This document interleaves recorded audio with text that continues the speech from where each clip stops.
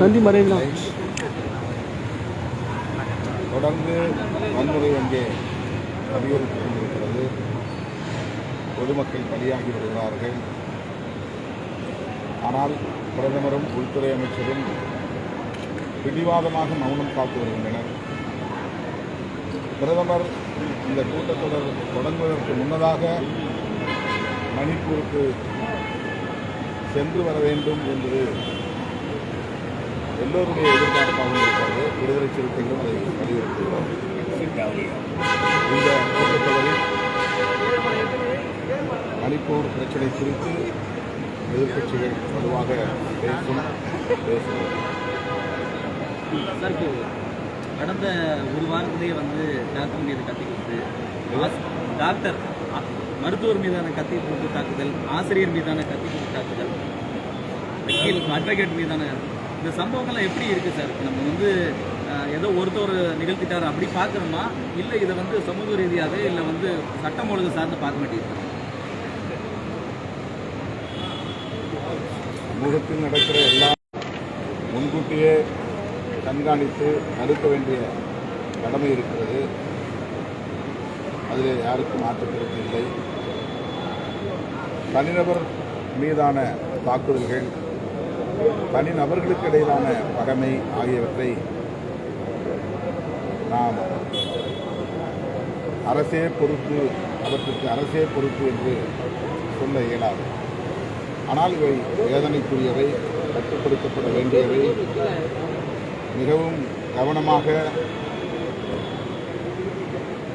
அளிக்கிறது. அதனை வன்மையாக கண்டிக்கிறோம். அது தனிநபர் பிரச்சனை என்று சொல்லப்படுகிறது என்றாலும் அவர்கள் மீது கடுமையான நடவடிக்கை எடுக்க வேண்டும். இது போன்ற வன்முறைகள் சட்டம் ஒழுங்கு பிரச்சனைக்கு காரணமாக அமைந்துவிடும் என்பதனால் அரசு இந்த எச்சரிக்கையாக இருக்க வேண்டும் என்று வலியுறுத்தும். இன்னைக்கு அதிமுக மீது பாஜக அதிமுகவோடு சவாரி செய்கிறது, முதுகில் ஏறி பயணிக்கிறது அப்படின்னு அதிமுக மேலே ஒரு பெரிய உங்களுக்கு ஒரு கரிசனம் இருந்தது கடந்த காலங்களில் எப்படி தேர்தல் போது. இப்போ அதிமுகவில் இருக்கக்கூடியவங்களே சொல்கிறாங்க அதிமுகவில் ஒற்றுமை இல்லை. அதே நேரத்தில் அதிமுக வாழ்வாசாவா தேர்தலை சந்திக்குதுன்னு சொல்கிறாங்க. தங்கமணியாக இருக்கட்டும், KP முனுசாமியாக இருக்கட்டும். எப்படி பார்க்குறீங்க? விடுதலை சிறுத்தை அதிமுகவை என்ன கண்ணோட்டத்தில் இப்போ பார்த்துட்டு? தமிழகத்தில் திமுக அதிமுக என்கிற இருதுருவ அரசியல்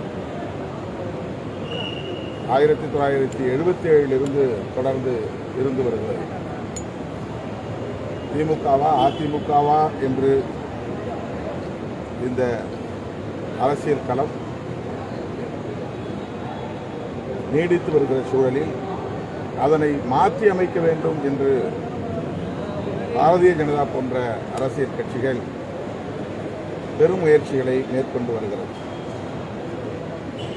குறிப்பாக அதிமுகவை பின்னுக்கு தள்ளி இரண்டாவது இடத்தில் திமுக பாரதிய ஜனதா என்ற ஒரு போட்டி அரசியலை இங்கே உருவாக்க வேண்டும் என்பது அவர்களின் முனைப்பாக இருக்கிறது. இதை யாரும் மறுத்துவிட முடியாது.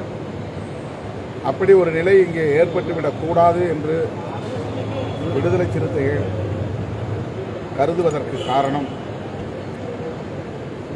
பாஜக போன்ற அரசியல் கட்சிகள் தமிழ்நாட்டில் வேரூன்றி வலுப்பெற்றுவிட்டால் எதிர்காலத்தில் சாதியவாத சக்திகளும் மதவாத சக்திகளும் இங்கே கொட்டமடிக்கும் நிலை ஏற்பட்டுவிடும். அதனை தடுக்க வேண்டுமானால் பாரதிய ஜனதாவுக்கு அதிமுக இடம் கொடுத்துவிடக்கூடாது என்பதுதான் எங்களை போன்றவர்களின் கவலை, கருத்து. அந்த அடிப்படையில் தான் அதிமுகவை நாங்கள் அவ்வப்போது சுட்டிக்காட்டி அல்லது ஆலோசனை கூறி எச்சரிக்கையாக இருக்க வேண்டும் என்று பேசியிருக்கிறோம். மற்றபடி விடுதலை சிறுத்தைகள் ஏற்கனவே ஒரு கூட்டணியில் இருக்கிற சூழலில் மாற்று சிந்தனைக்கு இடமில்லை என்பதை பலமுறை நான் சொல்லியிருக்கிறேன். அதற்கு வாய்ப்பு இல்லை என்பதையும் நான் அறுதியிட்டு கூறியிருக்கிறேன். நாங்களே உருவாக்கிய கூட்டணி, மதசார்பற்ற முற்போக்கு கூட்டணி, நாங்கள் எல்லோரும் சேர்ந்து உருவாக்கிய கூட்டணி. எனவே அதிமுகவின் மீது கரிசனம் காட்டுவதை ஒரு கூட்டணிக்கான இன்னொரு கூட்டணிக்கான மாற்று கூட்டணிக்கான ஒரு சிக்னல் என்பதை போன்ற ஒரு கருத்து இங்கே உருவாக்கப்படுகிறது. அது உண்மை அல்ல. இப்போது KP முனுசாமி போன்றவர்கள் கூறியிருக்கிற இந்த கருத்து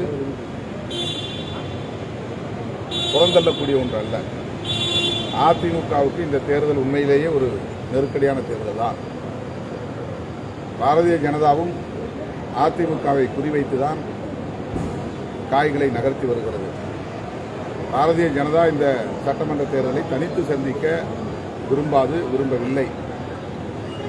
அவர்களுக்கு இருக்கிற ஒரே ஆப்ஷன் அதிமுகவோடு கூட்டணி சேர்வதாகத்தான் இருக்கும். அதற்கான பல்வேறு நகர்வுகளை அவர்கள் முன்னெடுத்து செல்வதை காண முடிகிறது. ஆகவே KP முனுசாமி போன்றவர்கள் சொன்ன கருத்தை நான் ஏற்கிறேன் அல்லது வழிமொழிகிறேன். சார், இன்றைக்கு நீங்கள் ஒரு அறிக்கை விட்டுருந்தீங்க, உதிரிகளாக நமக்கு எதிரிகள் சொல்லிட்டு. உதிரிகள்னு சொல்லிட்டு சிறுத்தைகளுக்கு நீங்கள் குறிப்பிட்டு காட்டக்கூடிய அந்த உதிரிகள் யார்? அது சிறுத்தைகளுக்கு தெரியும். இல்லை, எங்களை போன்றவர்களுக்கும் அது தெரிந்தால் நல்லா இருக்கும். அதாவது சமூக ஊடகங்களில் கடுமையான விமர்சனங்களை விடுதலை சிறுத்தைகளுக்கு எதிராக முன்வைக்கிறார்கள். குறிப்பாக திமுக கூட்டணியிலிருந்து நாங்கள் வெளியேற வேண்டும் என்று கங்கணம் கட்டிக்கொண்டு வாய்க்கு வந்தபடி அவதூறுகளை பரப்புகிறார்கள். திமுக கூட்டணியில் நாங்கள் நீடிப்போம் என்று சொல்லுவதை கூட மிக கடுமையான விமர்சனங்களின் மூலம் ஒரு உளவியல் தாக்குதலை நடத்துகிறார்கள். அதற்கு எமது இயக்கத் தோழர்கள் இரையாகிவிடக்கூடாது என்கிற எச்சரிக்கை உணர்வோடு அந்த கருத்தை நான் முன்வைத்திருக்கிறேன். யாரும் நம் மீது அக்கறை இல்லாதவர்கள் அல்லது நாம் வளரக்கூடாது என்று நினைக்கக்கூடியவர்கள் யாரும் இப்படி விமர்சித்தால் அதை பொருட்படுத்த வேண்டாம். அவையெல்லாம் விமர்சனங்கள் அல்ல, அவதூறுகள் என்று நான் சுட்டிக்காட்டியிருக்கிறேன். சார், ஒருபுறம் பாசிசம் பேசுறாரு, இன்னும் பக்கம் பழனி கோயிலுக்கெல்லாம் போறாரு திருமாவளவனோட இரட்டை நிலைப்பாடுன்னு பாஜக ஒரு குற்றச்சாட்டு வைக்கிறாங்க. சனாதனம் என்பது வேறு, கடவுள் நம்பிக்கை என்பது வேறு. கடவுள் நம்பிக்கை, மத நம்பிக்கை இது சாதாரண மக்களுடைய உணர்வுகள். சாதாரண மக்களுடைய உணர்வுகளை மதிக்க வேண்டியது எங்களை போன்றவருடைய கடமை. தேவாலயத்திற்கு எங்களை அழைக்கிற போது நாங்கள் அங்கே செல்லுகிறோம். மசூதிகளுக்கு அழைக்கிற போது அங்கே செல்லுகிறோம். எம்மோடு இருக்கிற ஏராளமான தோழர்கள் கோவில்களுக்கும் அழைக்கிறார்கள், கோவில்களுக்கு போகிறோம். இது உணர்வுகளை மதிக்கிற ஒரு நிலைப்பாடு, அவ்வளவுதான். சனாதன எதிர்ப்பு என்பது பிறப்பின் அடிப்படையில் உயர்வு தாழ்வை நம்புவது. ஆண்கள் மேலானவர்கள், பெண்கள் கீழானவர்கள், வர்ண அடிப்படையிலே ஒரு குறிப்பிட்ட வர்ணம் மேலானது, மற்ற வர்ணங்கள் கீழானவை என்று போதிக்கிற அந்த முறையும் அதை நம்புவது போன்ற நடவடிக்கைகளும் தான் விமர்சனத்துக்குரியவை. அவற்றைத்தான் நாங்கள் எதிர்க்கிறோம், அதைத்தான் நாங்கள் அம்பலப்படுத்துகிறோம். மக்களுடைய உணர்வுகள் அல்லது நம்பிக்கைகள் அவரவருக்கானது, அவரவருடைய நம்பிக்கை அவரவருக்கானது. அதை நாங்கள் ஒருபோதும் எங்கள் நம்பிக்கை தான் சரியானது என்று காயப்படுத்தி அதை திணிக்க முயற்சித்ததில்லை. அதனுடைய ஒரு வெளிப்பாடு தான் இன்றைக்கு நான் பழனிக்கு போயிருந்த போது எமது இயக்கத் தோழர்கள் அல்லது என் மீது ஒரு அக்கறை உள்ளவர்கள் விடுத்த அழைப்பை ஏற்று நான் 30 ஆண்டுகளுக்கு பிறகு அந்த மலைக்கு சென்று வந்திருக்கிறேன். இதில் எந்த முரண்பாடும் இல்லை என்று நம்புகிறேன். டிசம்பர் 6 அந்த புத்தக வெளியீட்டில் பங்கேற்பீங்களா, பங்கேற்க மாட்டீங்க? அது டிசம்பர் ஆனந்த விகடன் சொல்லுவாங்க.